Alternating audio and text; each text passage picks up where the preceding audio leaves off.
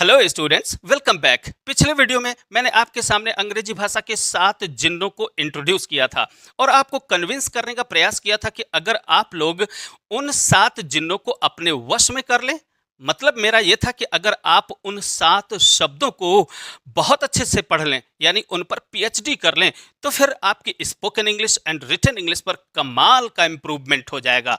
उसी कड़ी को आगे बढ़ाते हुए आज मैं इस वीडियो में आपके सामने पेश करने जा रहा हूं अंग्रेजी का सबसे बड़ा जिन्न। जी हाँ, पहला जिन्न, और वो जिन्न है हैव। आपके सामने बोर्ड पर लिखा हुआ है। इस वीडियो से मैं शुरुआत करने जा रहा हूं आपको हैव, HAVE, जो कि आपको बहुत मामूली सा लगता होगा, लेकिन विश्वास कीजिए, जब आप इसके बारे में सब कुछ जानेंगे ना, तो फिर आप दांतों तले उंगलियां दबा लेंगे और आपको मजा ही आ जाएगा। तो चलिए यहां से सीधे शुरू करते हैं और जानते हैं कि आज इस वीडियो में हम हैव के बारे में क्या क्या पढ़ेंगे और कितनी जानकारी लेंगे। तो चलिए जरा, मैंने यहां पर लिखने का प्रयास किया है, यह है हैव। देखिए ये हैव क्या है, यह है अंग्रेजी का पहला जिन्न। इस पर आपको पीएचडी करनी ही होगी अगर आपको बहुत अच्छी अंग्रेजी बोलनी है, बहुत अच्छी अंग्रेजी राइटिंग भी सीखनी है। तो इसके सारे यूजेस आपको बहुत अच्छे तरीके से आने चाहिए। तो चलिए सबसे पहले तो मैं बतलाता हूं कि ये हैव क्या है। बहुत ही सिंपल भाषा में, हैव एक वर्ब है, यानी एक क्रिया है, और इस वर्ब का प्रयोग हम finite verb and non finite verb दोनों ही रूपों में कर सकते हैं। पिछले वीडियो में भी मैंने आपको बतलाया था कि ये फाइनाइट वर्ब क्या होती है और नॉन फाइनाइट वर्ब क्या होती है। चलिए मैं जल्दी से फिर से बतला देता हूं। वो सारी क्रियाएं जो किसी वाक्य में किसी भी प्रकार से टेंस को डिफाइन करने का या टेंस निर्धारित करने का काम करती हैं, उन्हें हम फाइनाइट वर्ब कहते हैं।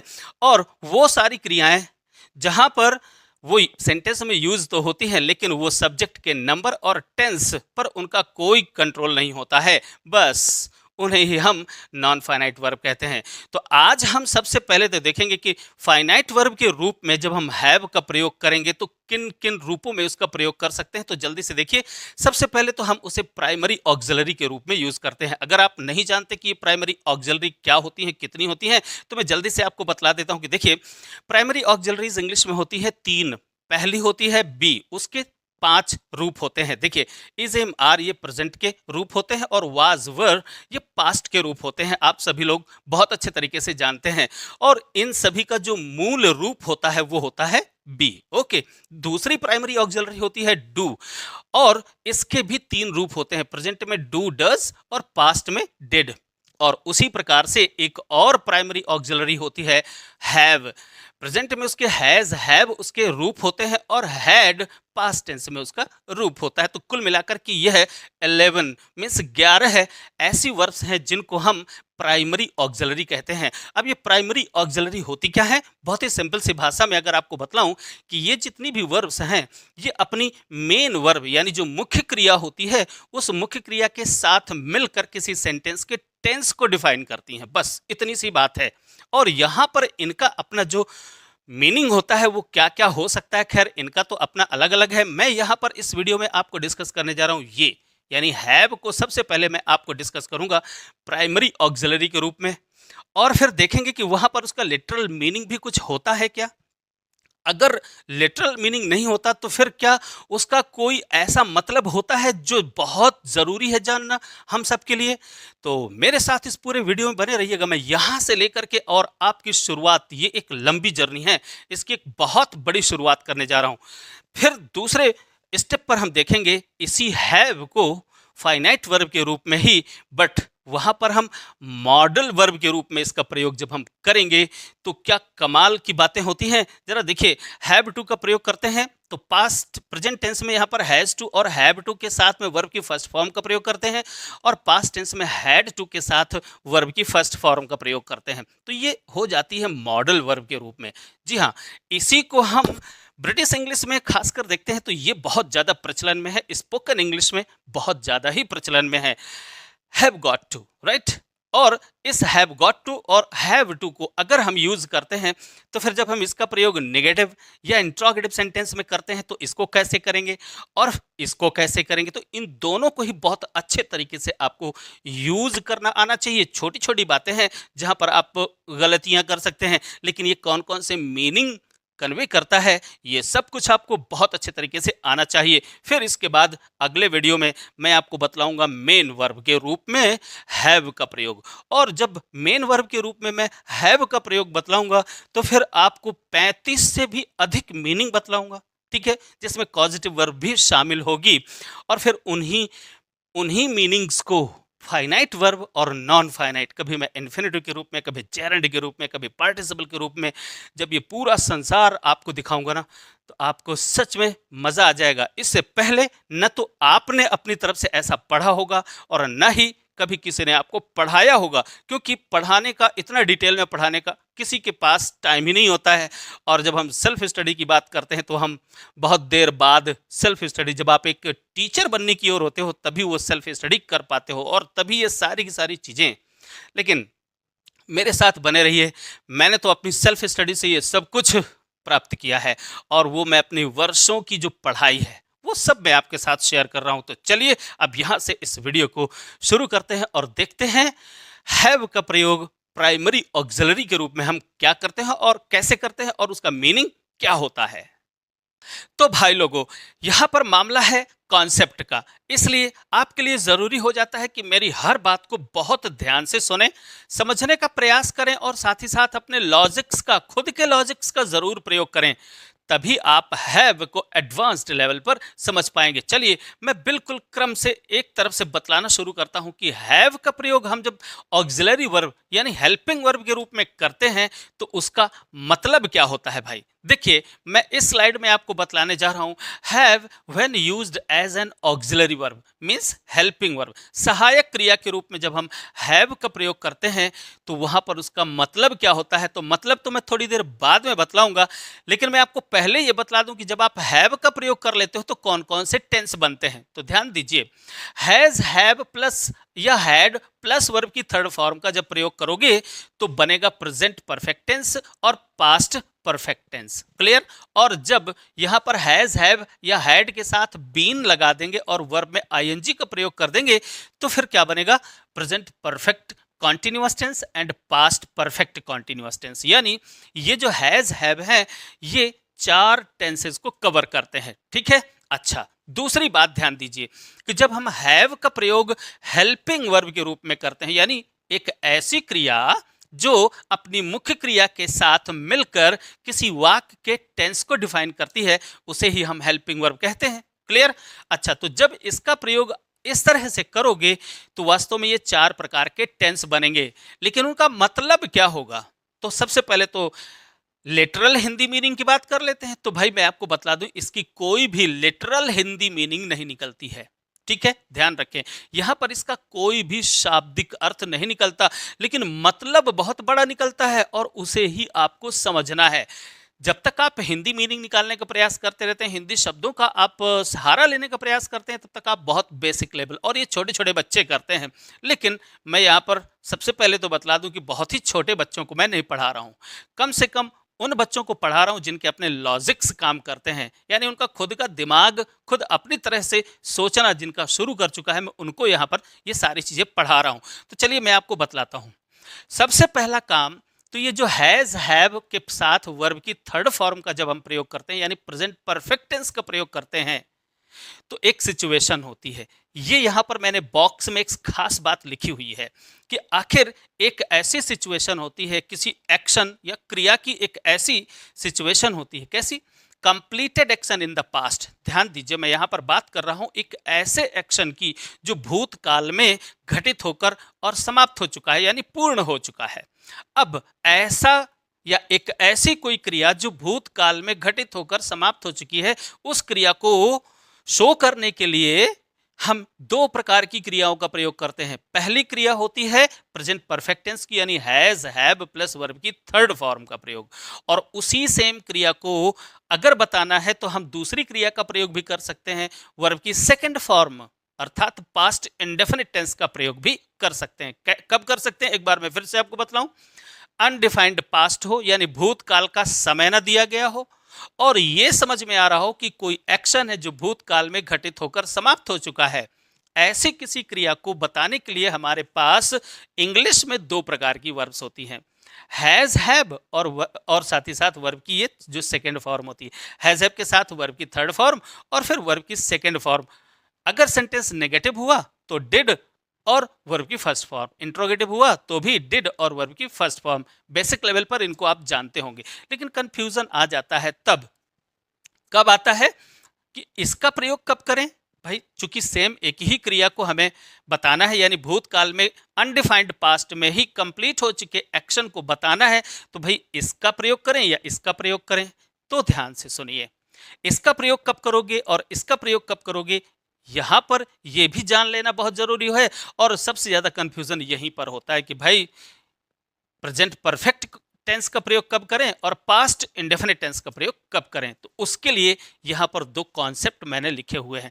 खैर ये वाला कॉन्सेप्ट तो परफेक्ट कॉन्टिन्यूअस टेंस के लिए है, लेकिन ये वाला है प्रेजेंट परफेक्ट टेंस के लिए। तो ध्यान से देखिए, to show the effect of completed action in the past at present. ध्यान दीजिए, यहां पर मैंने क्या कहने का प्रयास किया है, भूतकाल में घटित हो चुके या पूर्ण हो चुके एक्शन के प्रभाव को वर्तमान में दर्शाने के लिए हम इस क्रिया का प्रयोग करते हैं, यानी हैज हैव और वर्ब की थर्ड फॉर्म करते हैं। देखिए आपके सामने दो एग्जाम्पल्स मैंने लिखे हैं। क्या लिखा है, क्या उसने खाना खा लिया।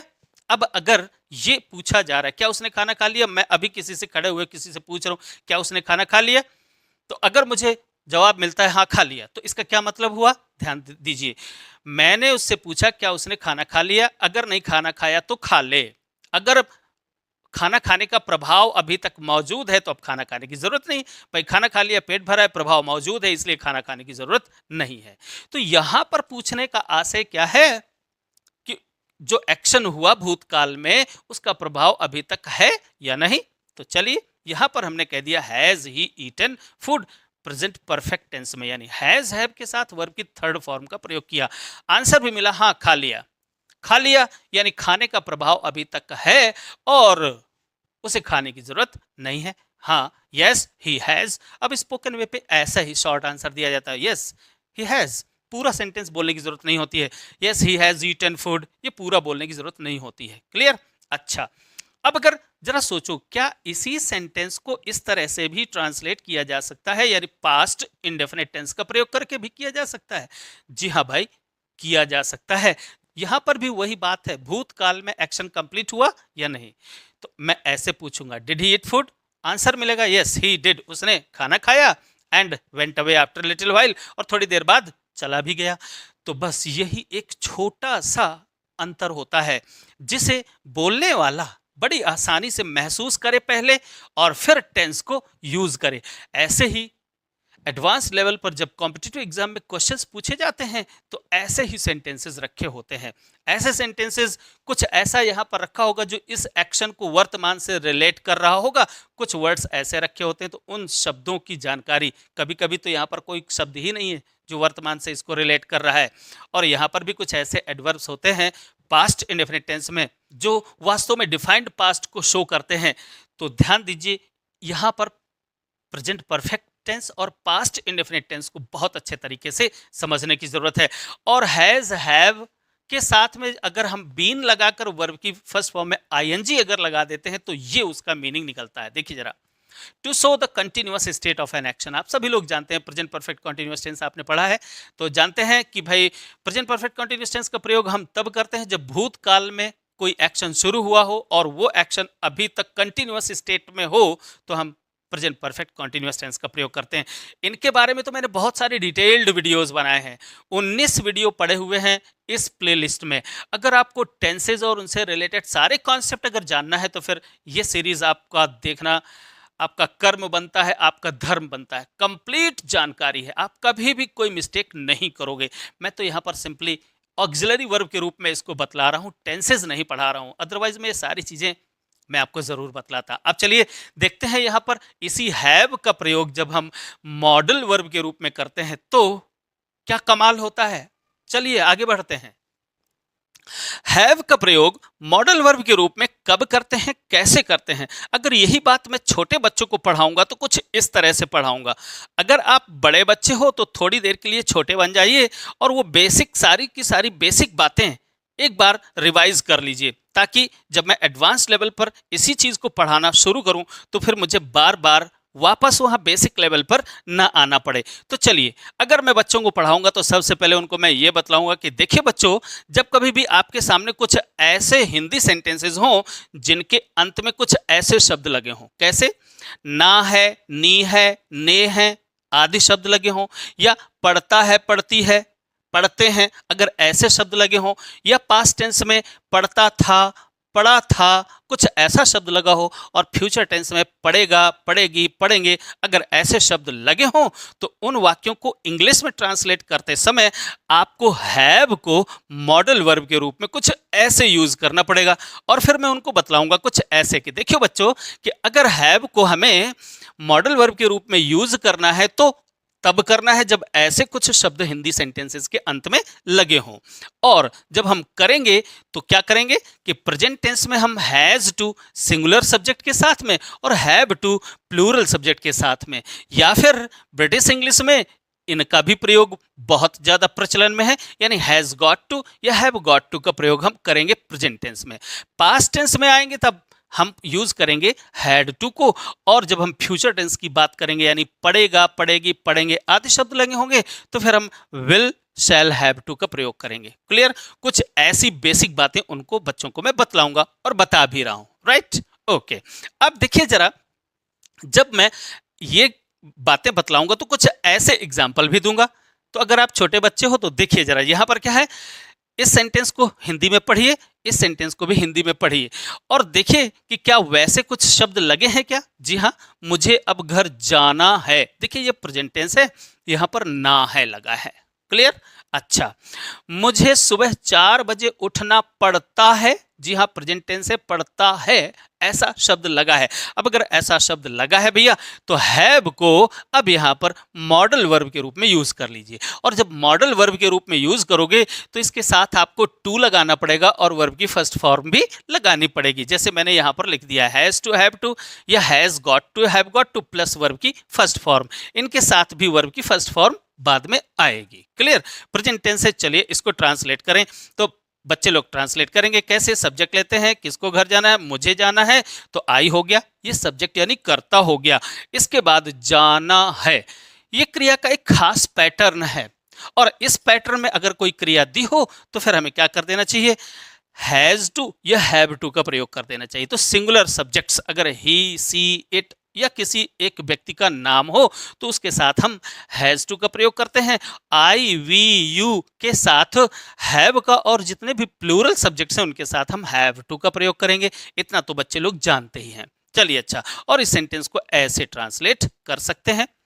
अगला सेंटेंस जैसे वहां पर लिखा है, मुझे सुबह 4 बजे उठना पड़ता है, अगर ऐसा कोई शब्द है, क्रिया है और क्रिया के बाद में पढ़ता है जैसा शब्द हो, तो अगर ये प्रेजेंट टेंस में है तो आप हैव टू का प्रयोग कर दें। I have to get up at 4 AM, मुझे सुबह 4 बजे उठना पड़ता है, हैव टू लगाए, वर्ब की फर्स्ट फॉर्म लगाई, उठना पड़ता है। अब अगर यही बात पास्ट टेंस में हो, अगर यहां पर था लगा है, यहां पर जाना था, अब अगर था यहां पर लगेगा तो ये अब ये हटाना पड़ेगा, मुझे घर जाना था। अब अगर ऐसा कोई सेंटेंस है तो बस यहां पर सिंपली हैव के स्थान पर हमें हैड कर देना है, तो ये पास्ट टेंस बन जाएगा, I had to go home, और ये नाउ यहां से हटाना पड़ेगा। क्लियर? अच्छा, ऐसे ही यहां पर भी मुझे सुबह 4 बजे उठना पड़ता था, अगर यहां पर पढ़ता था ऐसा कुछ लिखा है, या पढ़ा अकेले लिखा हो, या पढ़ा था, अगर ऐसा कुछ लिखा है तो फिर आप क्या करो, यहां पर सिंपली आई हैड टू का प्रयोग कर दो, I had to get up at 4 PM, बस इतना सही करना है। उसे यह काम करना पड़ता था, अगर ऐसा लिखा हो तो he had to do it, उसे ऐसा करना पड़ता था या उसे ऐसा करना पड़ा, ऐसा कुछ लिखा हो तो देखिए जरा, पढ़ा, पढ़ी, पढ़े, पढ़ता था, पढ़ती थी, अगर ऐसा कुछ शब्द हो तो आप हैड टू का प्रयोग कर दीजिए। यहां पर ये मॉडल वर्ब के रूप में है। अगर फ्यूचर टेंस हो, जैसे रामू को कल यह कार धोनी पड़ेगी, अगर वहां पड़ेगा, पड़ेगी हो तो बस कुछ नहीं करना है, आपको क्या करना है, रामू, रामू के साथ आपको विल हैव टू का प्रयोग करना है या शैल हैव टू का प्रयोग करना है। ठीक है, आई वी के साथ आप जानते हैं कि शैल हैव टू का प्रयोग करते हैं, और बाकी सब के साथ आपको विल हैव टू का प्रयोग करना पड़ेगा।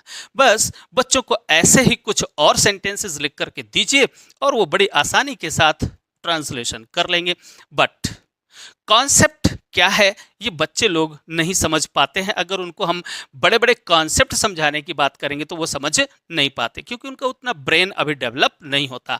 लेकिन 9th से लेकर onward, 9th 10th 11th 12th और इसके बाद फिर तो आपको कॉन्सेप्ट समझने की ज़रूरत होती है।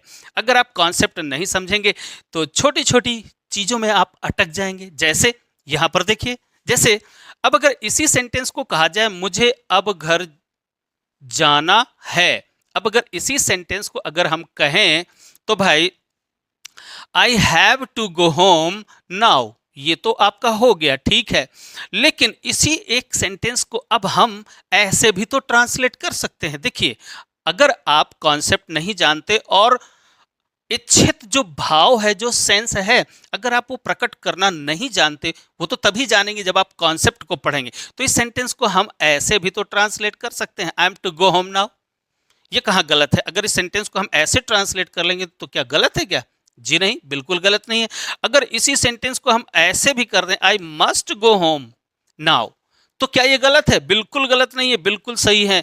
ये एक हिंदी सेंटेंस और उसके ये 3 अलग अलग ट्रांसलेशन, ये तीनों ही बिल्कुल सही हैं, ठीक है।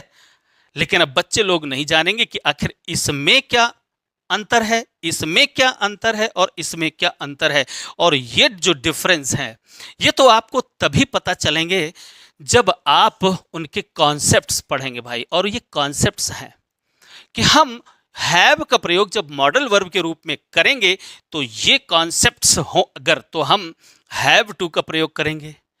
एम टू का प्रयोग यानी I am to go home, अगर इसको हम यूज करते हैं तो क्या मतलब होता है? क्या वही सेम यही मतलब होता है? जी नहीं, सेम यही मतलब नहीं होता है। अगर हम मस्ट का प्रयोग करेंगे तो क्या सेम वही मतलब होता है? इसमें छोटे छोटे ग्रामर के बहुत इंपॉर्टेंट पॉइंट्स हैं। अब अगर ये सारे के सारे इंपॉर्टेंट पॉइंट आपको कॉन्सेप्चुअली बहुत अच्छे तरीके से समझने हैं तो मेरे साथ इस वीडियो के लास्ट तक जरूर बने रहिएगा, क्योंकि ये सारी बातें कोई बताता नहीं है। और जब आप पढ़ने की बारी आती है तो सेल्फ स्टडी करने में बड़ा टाइम लगता है, जिंदगी निकल जाती है। मेरे साथ आप रहेंगे तो मैं अपने जीवन भर मैंने जो पढ़ा है उसको सब निचोड़ आपको एक बार में दे दूंगा। चलिए अब अगली स्लाइड में पढ़ते हैं और इसका रियल कॉन्सेप्ट समझते हैं, छोटी छोटी ग्रामर की बातें भी समझते हैं। इनको जब हम इंट्रोगेटिव सेंटेंस में जब यूज करेंगे तो क्या सेम ऐसे ही यूज कर लेंगे जिसको ऐसे? तो इन नेगेटिव सेंटेंसेस में और इंट्रोगेटिव सेंटेंसेस में जब इनको यूज करेंगे तो अलग अलग तरीके हैं। उन सभी अलग अलग तरीकों को बहुत अच्छे तरीके से जानने के लिए अगली स्लाइड में पहुंचना पड़ेगा। चलिए बढ़ते हैं आगे। अब चलिए देखते हैं कॉन्सेप्ट की बातें, फिर आगे चलकर मैं कुछ एक पॉइंट्स बतलाऊंगा जो ग्रामर से रिलेटेड होंगे। तो देखिए जरा, सबसे पहला जो कॉन्सेप्ट है, जब कभी भी किसी वर्ब के साथ में ना है, नी है, ने है या पढ़ता है, पढ़ा था, ऐसे कुछ अगर शब्द आ जाते हैं तो वहां पर सबसे पहला कॉन्सेप्ट क्या होता है? सबसे पहला कॉन्सेप्ट होता है डिटर्मिनेशन। जी हाँ, जब बोलने वाला बंदा किसी काम को करने के लिए अपने संकल्प को प्रकट करता है वहां पर हम हैव टू का प्रयोग करते हैं, यानी हैव को मॉडल वर्ब के रूप में यूज करते हैं। लेकिन हमेशा ध्यान दीजिए, क्या बोलने वाला बंदा क्या अपना संकल्प या अपना डिटर्मिनेशन शो कर रहा है? अगर नहीं कर रहा है तो फिर वहां पर आप इज, एम, आर, टू का भी प्रयोग कर सकते हैं। जैसे इस सेंटेंस को ध्यान से देखिए जरा, उसे भी शाम को वहां जाना है। अब अगर मैं ये सेंटेंस बोलता हूं किसी थर्ड पर्सन के लिए कि उसे भी वहां जाना है, तो क्या मैं उस बंदे के लिए कोई संकल्प प्रकट कर सकता हूं? जरा गौर करिए। सपोज एक सिचुएशन है, एक स्टूडेंट सुबह मेरे पास आया था और मेरे से बात करी थी कि भाई कहीं जाना है, तो उसने भी कहा सर मैं भी वहां जाऊंगा। उसने सुबह मुझसे ये कहा था। ओके, अच्छा, एक दूसरा स्टूडेंट आता है थोड़ी देर बाद और कहता है सर मुझे उससे मिलना है, और ऐसी कोई बात होती है और फिर वो भी बताता है कि उसको शाम को कहीं वहीं पर जाना है जहां उसको जाना था। ठीक है ना? अच्छा, और वो उससे मिलना चाहता है, तो मैं उससे कह रहा हूं, क्या कह रहा हूं कि भाई उसे भी शाम को वहां जाना है और क्या करो, वहीं पर मिल लेना। उसे भी वहां शाम को जाना है। अब यहां पर अच्छे से जरा सोचिए, समझिए, अब दिमाग और अपने तर्कों का प्रयोग करिए कि उसने सुबह बताया, मुझे बताया था कि वह शाम को वहां जाएगा। हालांकि जाएगा अकेले कहा था उसने, लेकिन मैं यहां पर जाएगा, अगर जाएगा उसने कह दिया, फ्यूचर में है, टाइम हो जाएगा, उसने सिंपल सी बात कही थी। लेकिन मैं यहां पर क्या बोल रहा हूं, उसे भी शाम को वहां जाना है, वहीं पर तुम मुझसे मिल लेना। तो मैं अपना संकल्प या उसका संकल्प यहां पर डिटर्मिनेशन नहीं शो कर रहा हूं। अब अगर डिटर्मिनेशन मैं नहीं शो कर रहा हूं, तो भी यहां पर क्या है, ना है जैसा कभी शब्द आ जाता है। तो जब कोई डिटर्मिनेशन ना हो, ऐसे ही जनरली अगर कोई बात कही जा रही हो और वहां पीछे डिटर्मिनेशन जैसा भाव ना हो, तो फिर वहां पर हम has to, have to, will have, shall have to का प्रयोग नहीं करेंगे, यानी मॉडल वर्ब का प्रयोग नहीं करेंगे। सिंपल हम प्रेजेंट टेंस के लिए इज एम आर का प्रयोग कर लेंगे, पास्ट टेंस के लिए वाज वर का प्रयोग कर लेंगे, ठीक है ना। जैसे उसे भी शाम को वहां जाना है, ही टू इज टू गो, ही के साथ हम इज लगाएंगे, अब यहां पर इज टू गो, जाना है। संकल्प जैसी कोई बात नहीं है। लेकिन जब स्पीकर बोलते समय खुद अपना संकल्प प्रकट करे, क्या, नहीं मुझे वहां जाना ही है, अब अगर मैं बोलने वाला बंदा हूं और मैं अपना संकल्प यानी किसी काम को करने का मैं संकल्प प्रकट करूं, तो संकल्प या डिटर्मिनेशन जब मैं प्रकट करूंगा, तो वहां पर आप हैव टू का प्रयोग कुछ ऐसे कर सकते हैं। सपोज यही सेंटेंस है, कह दिया जाए मुझे शाम को, ऐसे अगर मैं लिख देता हूं मुझे शाम को वहां जाना ही है, अब कई तरीके हो सकते हैं, जाना ही है मुझे, ठीक है ना। या मैं कह दूं नहीं यार मुझे शाम को जाना ही है, ठीक है, या मुझे शाम को जाना है। अगर मैं अपने टोन में यानी बोलते समय अपने लहजे में संकल्प प्रकट करूं, या कुछ ऐसे शब्दों को मैं अगर यूज करता हूं और कहीं से भी ये प्रकट होता है कि मेरा डिटर्मिनेशन है उस काम को करने के लिए, तो डिटर्मिनेशन को शो करने के लिए आप क्या करते हो, हैज टू, हैव टू या हैज गॉट टू, इनका भी प्रयोग कर सकते हो। तो मुझे आई हो गया, अगर ही होता तो क्या हो जाता है, ही होता तो ही हैज, ऐसे, या ही हैज गॉट टू, ये बहुत ही प्रचलन में है। स्पोकन इंग्लिश में ये सेंटेंसेस बहुत ज्यादा बोले जाते हैं। आप लोग भी स्पोकन इंग्लिश में इस तरह की क्रियाओं को यूज करें, आप has got to, have got to का प्रयोग करिए। देखिए कैसे मैं यहां पर करूंगा, तो मुझे शाम को वहां जाना ही है, अब हमने ही लगा दिया, कोई वहां जाए या ना जाए, मैं तो जाऊंगा, अब मैं तो जाऊंगा। अगर ऐसा सेंटेंस बोले तो यानी किसी एक्शन करने के प्रति मेरा संकल्प प्रकट हो रहा है, वहां पर मैं हैव को मॉडल वर्ब के रूप में यूज करूंगा। जैसे आई हैव टू गो, यहां पर क्या है, आई हैव टू, या फिर आप क्या कर सकते हैं, अब गॉट टू गो। अब जब आप इसको बोलते हैं तो बोलते समय कुछ ऐसे, इसे शॉर्ट फॉर्म में बोले, आई गॉट, और ऐसे लिखें, I got to go there, I've got to go there, ठीक है ना। इस तरह से अगर ये सेंटेंस बोलेंगे तो बोलने में भी काफी अच्छा लगता है। या सिंपली आप I have to go there आप ऐसे भी कह सकते हैं। हिज गॉट टू, अब इसको भी शॉर्ट फॉर्म में जब लिखेंगे तो क्या हो जाएगा, ही के बाद ये अपॉस्ट्रोफी लगेगा और इसके बाद he's got to go there, उसे वहां जाना ही है। यानी अगर आप हैव गॉट टू या हैज गॉट टू या हैव टू या हैज टू का प्रयोग करेंगे, तो वहां पर यह संकल्प या किसी काम को करने के प्रति उसका निश्चय होता है, ठीक है। तो अब आपको समझ में आ गया कि यहां पर हम एम टू का या इज टू का, आर टू का, वाज टू का भी प्रयोग कर सकते हैं। अगर हम संकल्प प्रकट नहीं कर रहे हैं तो is am are was were का भी प्रयोग कर सकते हैं, वाज वर का भी प्रयोग कर सकते हैं। बट अगर संकल्प या डिटर्मिनेशन अगर शो करेंगे तो फिर हमें मॉडल वर्ब के रूप में इनका प्रयोग करना पड़ेगा। ओके, तो पहला कॉन्सेप्ट तो ये हुआ डिटर्मिनेशन। धीरे धीरे मैं हर एक चीज को बहुत अच्छे तरीके से एक्सप्लेन करूंगा आगे चलिए। हाँ, एग्जाम्पल्स जरूर थोड़े से कम हो सकते हैं, पर मैं अगर एग्जाम्पल्स बहुत सारे देने लग जाऊंगा तो फिर बहुत ज्यादा टाइम लग जाएगा, चूंकि जो कॉन्सेप्ट्स हैं उनको एक्सप्लेन करना ज्यादा जरूरी है। बस सेंटेंस तो मैं आपको एक दो तीन करके बतलाऊंगा, लेकिन कॉन्सेप्ट ज्यादा फोकस में रहेगा। तो चलिए अब हम देखते हैं दूसरी बात, और दूसरी बात है नेसेसिटी। अब दूसरे कॉन्सेप्ट को बहुत अच्छे तरीके से सुनिए। देखिए जरा, हैव का प्रयोग मॉडल वर्ब के रूप में हम तब करते हैं जब ये वाला भाव हमको प्रकट करना होता है।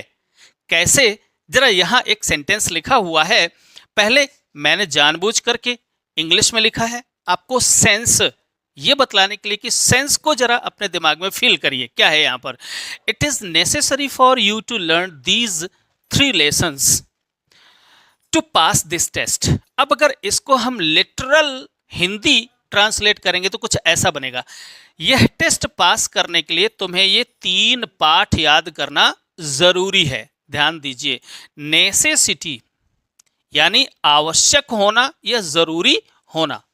तो जब कभी भी हम किसी सेंटेंस में अगर ये बात शो करना चाहते हैं कि उस सेंटेंस में किसी व्यक्ति को किसी काम को करना जरूरी है या आवश्यक हो, तो उस आवश्यकता या उस जरूरी होने के भाव को प्रकट करने के लिए आप यहाँ पर हैव को मॉडल वर्ब के रूप में यूज कर सकते हैं। कैसे, जरा यहाँ पर देखिए, जरा ये देख लीजिए। पहले अगर ये सेंटेंस लिखा हुआ है तो इस सेंटेंस को इंग्लिश में ट्रांसलेट करने के लिए बिल्कुल लिटरल जैसा कि बच्चे लोग करते हैं, उसको ट्रांसलेट करने के लिए आप कुछ इस तरीके से ट्रांसलेट कर सकते हैं। क्या, it is necessary for you, आपके लिए ये जरूरी है। टू लर्न मीन्स याद करना, यानी आपके लिए याद करना जरूरी है। क्या, दीज 3 लेसन्स, इन 3 पाठों को टू पास दिस टेस्ट, इस टेस्ट को पास करने के लिए आपको इन 3 पाठों को याद करना जरूरी है। तो यहाँ इस सेंटेंस में एक बात आ रही है, पाठ को याद करना जरूरी या आवश्यक होना। और इसी जरूरत या इसी आवश्यकता को शो करने के लिए आप क्या करोगे, हैव का प्रयोग मॉडल वर्ब के रूप में कर सकते हो। तो ये सेंटेंस कैसे बन जाएगा, कैसे बन सकता है, जरा देखिए यहाँ पर। इसी सेंटेंस को हम कुछ ऐसे लिख सकते हैं। क्या, ये नेसेसरी वाले भाव को प्रकट करेगा हैव टू, तो यहां से ये नेसेसरी नामक शब्द हटा दीजिए। कैसे बन सकता है, देखिए जरा, मैं यहां से इतना हिस्सा हटा देता हूं, ये लीजिए, हटा दिया। और यहां पर मैं सब्जेक्ट को ले आया, यू, सिंपली इतना लिख दें हम, यू हैव टू लर्न। ध्यान दीजिए, यू हैव टू, चूंकि क्या है, प्रेजेंट टेंस को बिलोंग करता है, इसलिए यू के साथ हैव और टू लगाया। यू हैव टू या यू हैव गॉट टू, यहां पर हम क्या कर सकते हैं, यू हैव गॉट टू का भी प्रयोग कर सकते हैं। You have got to, right, या यू गॉट टू, इसका शॉर्ट फॉर्म भी यूज कर सकते हैं, ये you got to learn these lessons to pass this test. इसी सेंटेंस का भैया ट्रांसलेशन है ये। अगर इसी सेंटेंस को आप इस तरीके से ट्रांसलेट कर दोगे तो बिल्कुल सही है सकते हो। चलिए अब देखते हैं ऑब्लिगेशन। अभिभावकों यानी गार्जियंस को अपने बच्चों की फीस एडवांस में जमा करनी होती है। मुझे अपने घर का किराया 10 तारीख तक देना ही होता है, देना होता है, ठीक है। अब अगर इस तरीके के सेंटेंसेस में बोलता हूं तो क्या हो रहा है, ये मेरी लायबिलिटीज हैं, मेरी ऑब्लिगेशंस हैं, मेरी दायित्व हैं। ऑब्लिगेशन, जी हाँ, इस ऑब्लिगेशन को शो करने के लिए जब हम कुछ इस तरीके के सेंटेंसेस बोलते हैं, जैसे यहां पर मैंने लिखा हुआ है, मुझे 10 तारीख तक अपने घर का किराया देना होता है, किराया देना होता है। अगर मैं कुछ ऐसा सेंटेंस बोलूं तो ये क्या है, ये मेरा ऑब्लिगेशन है। It is obligatory for me to pay my house rent by the date 10 every month। अगर मैं ऐसा कोई सेंटेंस बोलता हूं तो जब कभी भी कोई भी व्यक्ति या कोई भी ऐसा सेंटेंस आपके सामने लिखा हो जो किसी व्यक्ति के दायित्वों को, मीन्स जो ऑब्लिगेशंस है, अगर उनको शो कर रहा है, तो इस सेंस को कन्वे करने के लिए भी आप हैव का प्रयोग मॉडल वर्ब के रूप में करते हो। जैसे मैंने यहां पर किया हुआ है, देखिए, मुझे 10 तारीख तक घर का किराया देना होता है। तो घर का किराया देना ये क्या है, वास्तव में ये मेरे लिए मेरा दायित्व है कि मैं 10 तारीख तक, ये मेरी ड्यूटी है कि मुझे 10 तारीख तक अपना किराया देना है, या मुझे कुछ भी ऐसा करना है, कोई भी ऐसा काम जो मेरा दायित्व है, मेरे लिए ऑब्लिगेटरी है, तो बस उस बात को भी कहने के लिए आपको हैव टू या हैव गॉट टू का प्रयोग करना होता है। देखिए, जैसे आई have to pay my house rent by the date 10 every month, अगर मैं ऐसा सेंटेंस बोलता हूं। अब आप इस तरीके के बहुत सारे सेंटेंसेस बना सकते हैं जो दायित्व को प्रकट करने वाले हों। कुछ एक सेंटेंसेस बनाइए, बना करके और नीचे कमेंट बॉक्स में ड्रॉप करिए, आप भी पार्टिसिपेट करिए मेरे साथ में। अच्छा, अब देख लेते हैं एक और चीज, और वो चीज है कंपल्सन। कंपल्सन का मतलब होता है बाध्यता। अब जब बाध्यता आती है तो हिंदी वाले सेंटेंसेस में कुछ पढ़ता है, पढ़ा था, पढ़ेगा, ऐसे शब्द आते हैं सेंटेंस के अंत में, तो फिर ये इजी हो जाता है। कंपल्सन को आइडेंटिफाई करना, बाध्यता को आइडेंटिफाई करना काफ़ी इजी हो जाता है। जैसे मैं यहीं पर डिस्कस ही कर देता हूँ, आप लोगों को समझ में आ जाएगा। जैसे मैं कह दूँ मुझे रोज सुबह 4 बजे उठना पड़ता है, ठीक है, बच्चों को स्कूल ड्रेस पहननी ही पड़ती है। तो देखिए जरा, अगर आप कोई काम कर रहे हैं तो अगर फोर्सबली अगर कोई आपको फोर्स करता है, यानी बाध्य होते हैं, आप मजबूर होते हैं किसी काम को करने के लिए, तो अपनी मजबूरी या अपनी बाध्यता को प्रकट करने के लिए भी आप has to, have to, had to, will have to और शैल हैव टू का प्रयोग कर सकते हैं। चलिए मैं कुछ सेंटेंसेस आपको इसके भी लिख करके दिखलाता हूं, फिर आता हूं बहुत इंपॉर्टेंट पॉइंट पर, और वो पॉइंट है मस्ट को लेकर, और जो मैं पहले डिस्कस कर रहा था, यानी कहीं पर हम मस्ट का प्रयोग करते हैं, कर सकते हैं, कहीं पर हम हैव टू का प्रयोग करते हैं, कभी कभी इन दोनों का हम प्रयोग एक ही जगह कर सकते हैं और कहीं कहीं पर नहीं भी कर सकते हैं। तो कुछ बड़े ही इंपॉर्टेंट ग्रामर पॉइंट्स हैं, उनको भी अच्छे से देखिएगा। चलिए एक दो सेंटेंसेस में यहाँ पर कंपल्सन यानी बाध्यता वाले लिख देता हूँ और फिर सीधे आता हूँ उन ग्रामर के पॉइंट्स पर। आइए देखते हैं। अब जरा इन सेंटेंसेस को ध्यान से पढ़िए। देखिए यहाँ पर एक सेंटेंस में आपको कंपल्सन दिखाई पड़ेगा, यानी बाध्यता या मजबूरी। बाध्यता या मजबूरी को शो करने के लिए भी हम हैव का प्रयोग मॉडल वर्ब के रूप में करते हैं।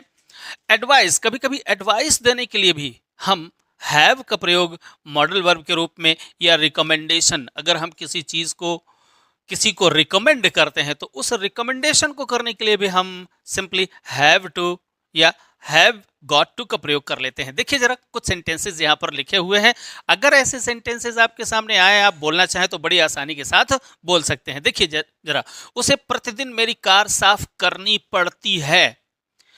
तो वो कार साफ करना उसका ऑब्लिगेशन नहीं, उसका कोई दायित्व तो नहीं है, लेकिन मैं अगर फोर्स मतलब जबरदस्ती किसी से अगर कोई काम कराता हूं और वो मजबूरी में, बाध्यता में अगर कोई काम करता है कोई, तो उस मजबूरी या उस बाध्यता को, कंपल्सन को शो करने के लिए भी हम हैव टू का प्रयोग कुछ इस तरीके से कर सकते हैं। जैसे उसे, तो ये ही सिंगुलर नंबर हो गया, तो सिंगुलर नंबर के साथ आपको हैज टू का प्रयोग करना होता है। ही हैज टू क्लीन, या आप ऐसे भी कह सकते हैं he's got to clean. He's got to, he or has को जब मिला करके शॉर्टेंड फॉर्म में हम जब उसको प्रोनाउंस करते हैं तो हिज पढ़ते हैं, हिज गॉट टू। आप ऐसे भी लिख सकते हैं he's got to clean my car every day, या he has to clean my car every day. Okay, इस तरीके से यहाँ पर क्या है, कंपल्सन है, मजबूरी है। वो न तो अपने मर्जी से करता है, ना उसकी कोई संकल्प है और ना ही उसका कोई दायित्व है, उसकी सिंपली एक मजबूरी है कि वो किसी दबाव के चलते मजबूरी में वो ये काम करता है। अच्छा, इस तरह की कंपल्सन को शो करने के लिए भी हम has to, have to, has got to, have got to का प्रयोग कर सकते हैं। ओके, आपको बस अपनी कॉपी खोलनी है और लिखना शुरू कर देना है। अगर ये सेंटेंस कुछ ऐसे बोला जाए, सपोज मैं ही यहाँ पर आपको कहता हूँ भाई अरे यार आपको कुछ नहीं करना है, सिंपली आपको अपनी कॉपी खोलनी है और लिखना शुरू कर देना है, तो अगर मैं आपसे ये बात कहता हूं तो ये मेरी एडवाइस है आपके लिए। तो इस तरीके की अगर आपको एडवाइस देनी है तो मैं सिंपली ऐसे बोल सकता हूं, you simply have to open your notebook. आपको सिंपली अपनी नोटबुक खोलनी है और लिखना शुरू कर देना है। अब यहाँ पर मैं ना तो आपको आदेश दे रहा हूँ, ना आपकी बाध्यता है, अगर आप चाहो तो लिखो और ना चाहो तो ना लिखो, और ना ही ये आपका कोई दायित्व है कि आप ऐसा करो, नहीं, ऐसा कुछ है नहीं। बट ये मेरी एडवाइस है, तो मैं अपनी एडवाइस को आपको अगर दे रहा हूं तो मैं इस सेंटेंस को कुछ ऐसे भी बोल सकता हूं, you simply have to open, you simply have got to open, ऐसे भी मैं बोल सकता हूं। स्पोकन सेंटेंसेस हैं, ये बोले ही जाते हैं। ऐसे सेंटेंसेस की आपको प्रैक्टिस करिए। अच्छा, तो एक एडवाइस हो गई, और एक और चीज है रिकमेंडेशन। अगर हम किसी चीज को किसी को रिकमेंड करते हैं तो भी आप यहाँ पर हैव का प्रयोग मॉडल वर्ब के रूप में कर सकते हैं। जैसे आपको बस एक बार इसे आजमाना है, आपको बस एक बार इसे ट्राई करना है, आपको मजा आ जाएगा। अगर ऐसा कोई सेंटेंस आपको बोलना है तो क्या, you got to try it only once, आपको केवल एक बार, you got to, okay, you got to try it only once, केवल एक बार आपको इसे आजमाना है, देखना है, यू लव इट, आपको मजा आ जाएगा, आप इसे बहुत पसंद करेंगे। जैसे आपको टेंस अगर बहुत अच्छे तरीके से अगर आपको सीखने हैं तो मैं अगर आपसे कहूं आपको मेरे प्लेलिस्ट में बस एक बार जा करके और टेंस देखना है, तो ये क्या हो गया, ये मैं आपको रिकमेंड कर रहा हूं कि आप मेरे टेंस सीरीज को देखें, आपको आपके सारे डाउट्स क्लियर हो जाएंगे। तो इस तरह के सेंटेंसेस बोलने के लिए भी, रिकमेंडेशन देने के लिए भी हम हैव का प्रयोग मॉडल वर्ब के रूप में करते हैं। अब अगली स्लाइड में बढ़िए और मैं आपको कुछ बड़े ही इंपॉर्टेंट ग्रामर पॉइंट्स बतला देता हूं, और उन ग्रामर पॉइंट्स पर आपको कभी गलती नहीं करनी है। अगर आप गलती नहीं करेंगे तो फिर आप बहुत अच्छे तरीके से हैव का प्रयोग मॉडल वर्ब के रूप में करना सीख जाएंगे। चलिए आगे बढ़ते हैं। तो डियर स्टूडेंट्स, चलते चलते अब मैं आपको इनसे रिलेटेड कुछ ग्रामर पॉइंट्स बतलाता हूं। इन ग्रामर पॉइंट्स को आप हमेशा अपने दिमाग में रखेंगे तो आपकी स्पोकन इंग्लिश, रिटन इंग्लिश और साथ ही साथ कॉम्पिटिटिव इंग्लिश, ये सभी इनमें 4 चांद लग जाएंगे। आप कभी गलती नहीं करेंगे। जरा देखिए यहाँ पर मैं क्या बतलाने जा रहा हूँ। ग्रामर पॉइंट मस्ट को लेकर एंड हैव टू या गॉट टू को लेकर के मैं आपको एक ग्रामर पॉइंट बतलाता हूँ। देखिए जरा, जब कभी भी हम नेसेसिटी या ऑब्लिगेशन को शो करने के लिए हैव टू का प्रयोग करते हैं तो आमतौर पर, विशेष रूप से अमेरिकन इंग्लिश में, आमतौर पर इन दोनों ही सेंसेस में मस्ट या हैव टू का प्रयोग जो होता है इंटरचेंजेबली हो जाता है। देखिए जरा यहाँ पर क्या लिखा हुआ है, you must be home by 10 o'clock। अगर हम इस सेंटेंस को यहाँ पर लिखते हैं कि अगर हमें 10 बजे से पहले पहले घर में पहुंचने की नेसेसिटी है या हमारी ऑब्लिगेशन है, तो इस नेसेसिटी या ऑब्लिगेशन को शो करने के लिए हम यहाँ पर मस्ट का प्रयोग भी कर सकते हैं और यहाँ पर हम हैव टू का प्रयोग भी कर सकते हैं इंटरचेंजेबली। ध्यान दीजिएगा, you must be home by 10 o'clock। आपको 10 बजे से पहले घर पर होना ही होना है। ऐसा अगर हम कोई सेंटेंस बोलते हैं तो हम मस्ट का प्रयोग कर सकते हैं, राइट। अच्छा, यहां पर भी हम यू ही लिख देते हैं ताकि कोई और डिफरेंस ना समझ में आए। देखिए जरा, you have to be home by 10 o'clock। ध्यान दीजिए, यहां पर केवल और केवल जो चेंज है वो इसमें है, हैव टू में, मस्ट में। ठीक है ना। यहां पर नेसेसिटी या ऑब्लिगेशन कुछ भी मान लीजिए, इन दोनों ही भावों को स्पष्ट करने के लिए आप मस्ट या हैव टू का प्रयोग यहां पर इंटरचेंजेबली कर पा रहे हैं, कर रहे हैं ना। लेकिन ये क्या है, ध्यान रखिएगा, ये अमेरिकन इंग्लिश है जो यहां इंडिया में आपसे नहीं पूछी जाती। आपसे इंडिया में जब भी कोई कॉम्पिटिटिव इंग्लिश ग्रामर की बात आती है तो वो ब्रिटिश इंग्लिश पूछी जाती है।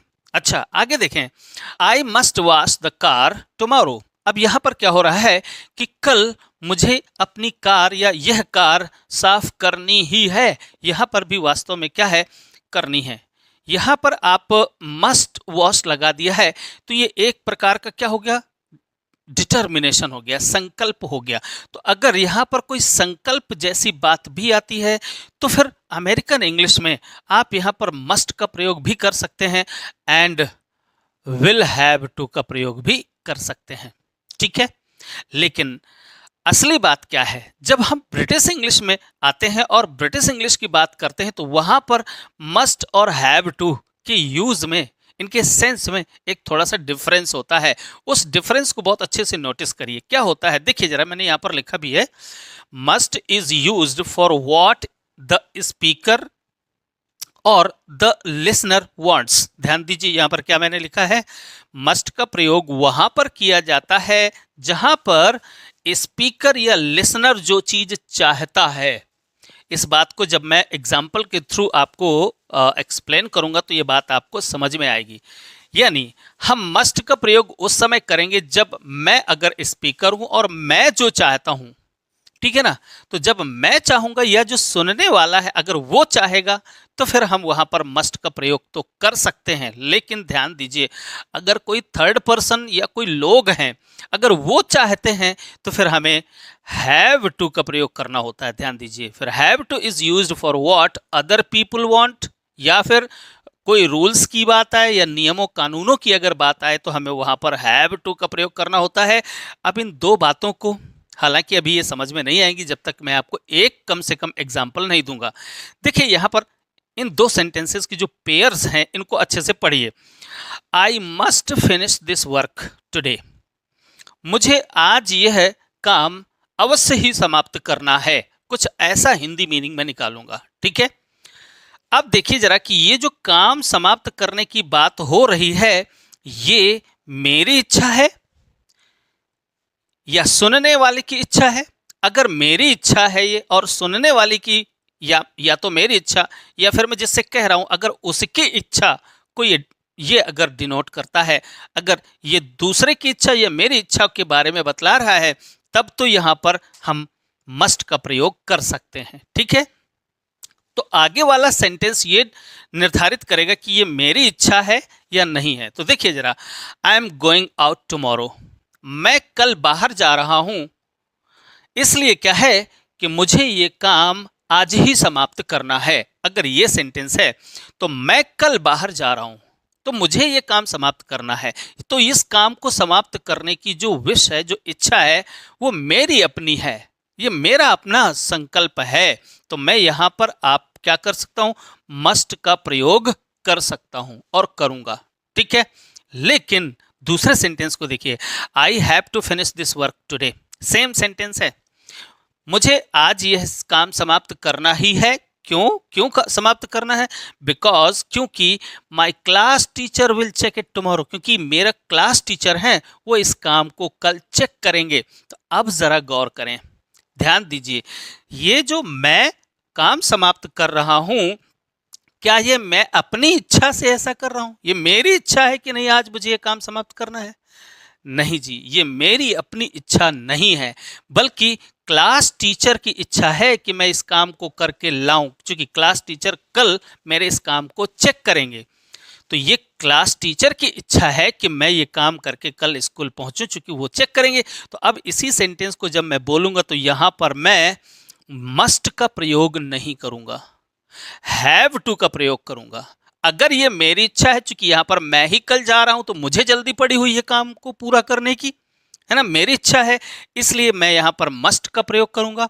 और जब यहां पर अगले सेंटेंस में, सेम सेंटेंस ही है लेकिन अगले सेंटेंस में एक्चुअली ये क्या है, ये वास्तव में क्लास टीचर की इच्छा है, क्लास टीचर ऐसा चाहते हैं, इसलिए मुझे आज ही काम ये समाप्त करना है। यहां पर देख रहे हैं, ये जो सेंटेंसेस हैं, आगे लगे हुए सेंटेंस बतला रहे हैं कि ये जो पहले जो हमने मस्ट और या हैव टू का प्रयोग किया है, इसमें किसकी इच्छा है।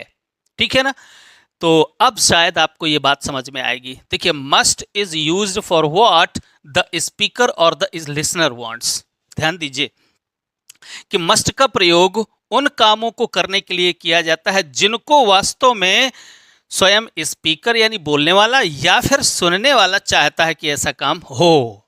ठीक है, तो हम मस्ट का प्रयोग करते हैं। और अगर कोई दूसरा थर्ड पर्सन या कोई लोग चाहते हैं, अगर कोई रूल की बात आ जाए, कोई नियम की बात आ जाए, ठीक है ना, नियम के तहत मुझे ये काम करना है या कानूनी रूप से मुझे ये काम करना है, तो वो एक बाध्यता की श्रेणी में आ जाता है। और जब बाध्यता की श्रेणी में आता है तो फिर क्या होता है, हैव टू का प्रयोग करते हैं, मस्ट का प्रयोग नहीं करते हैं। अच्छा, पहली बात तो ये हो गई कि ऐसा हम प्रयोग करते हैं कब, प्रेजेंट टेंस में। अब जरा सोचो, पास्ट टेंस में हम किसका प्रयोग करेंगे? पास्ट टेंस में चूंकि मस्ट का कोई ना तो पास्ट फॉर्म होता है ना फ्यूचर फॉर्म होता है, तो जब मस्ट का कोई पास्ट फॉर्म या फ्यूचर फॉर्म नहीं होता है तो फिर भाई हैड टू का ही प्रयोग करेंगे इन दोनों ही सिचुएशंस में। यहां पर भले ही स्पीकर की इच्छा हो या ना हो, सेंटेंस अगर पास्ट टेंस में जा रहा है या फ्यूचर टेंस में जा रहा है तो फिर हम केवल हैव टू का ही प्रयोग करेंगे। पास्ट टेंस के लिए हैड टू का और फ्यूचर टेंस में will have to, shall have to का। लेकिन वहां पर भी एक ग्रामर का पॉइंट है फ्यूचर टेंस के लिए। फ्यूचर टेंस में क्या है, अगर कोई ऐसे ही सिंपल फ्यूचर है, फ्यूचर की बात की जा रही है तो विल हैव टू का प्रयोग कर दीजिए। लेकिन अगर कोई अरेंजमेंट दिखाया जा रहा है, यानी पहले से किसी बात की योजना बना ली गई है और वो अरेंजमेंट दिखाया जा रहा है, तो भी आप विल हैव टू का प्रयोग नहीं करेंगे बल्कि हैव टू का ही प्रयोग करेंगे। इसके अलावा भी अभी कुछ और भी पॉइंट्स हैं।